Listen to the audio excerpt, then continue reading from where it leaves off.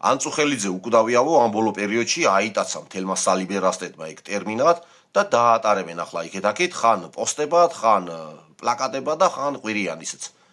კი ბატონო, ანწუხელიძე უკვდავია და მერე ამის მერე რა ხდება? მართალია აქ სახელის უკვდავება იგულისხმება, თორემ აბა ხორციელად ის კაცი თქვენ მოკალეთ, თქვენ ნაცებმა და ნაცების ანასხლეტებმა. თორემ სახელი უკვდავია, ბაზარი არა. მაგრამ ამის მერე რა ხდება? ვინმე გედავებათ? ეგ რა არის, იცით? მოცემულობით манипуლირება. მეტი ვერაფერი ვერ მოიფიქრებს და ფაქტით манипуლირებენ. ახლა მე რო დავждდა და ვამტკიცო მდინარე დაღმამიდის მეთქი. ვინმე შემედავებით? ან მზე აღმოსავლეთიდან ამოდის მეთქი რო ვიძახო. რომელიმე თქვით არაო, ხო?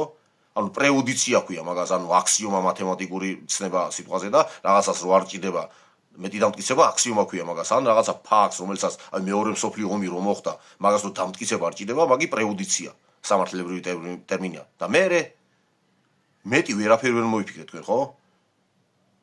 თქვენ ანწუხელიძეს სახელს ანამახსენებთ და დანარჩენი გმირების სახელს ანამახსენებთ. ადრეს მithქვია და კიდე გაგიმეორებთ. პირში ბენზინი გამოივლეთ. კარგად. და გაუსპიჩქეთ. აი მერე გაქვთ უფლება აი იმ გმირების სახელები ახსენოთ. თქვენგანო არასდროს არ წარმოიშვება გმირი აი მაგიტო.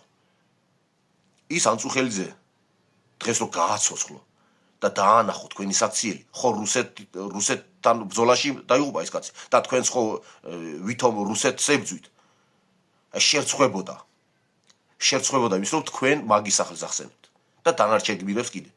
თქვენ როგორც იქცები და თქვენ რა მოცემულობას თქვენ ხართ. იმ ხალხს შერცხვებოდა რომ გააცოცხლო. ხო და კიდე გიმეორებთ. მაგ ხალხის სახელის ხსენების უფლება თქვენ არ გაქვთ. და დაანებეთ მასე манипуლირებას რაღაცა ფაქტებით თავი.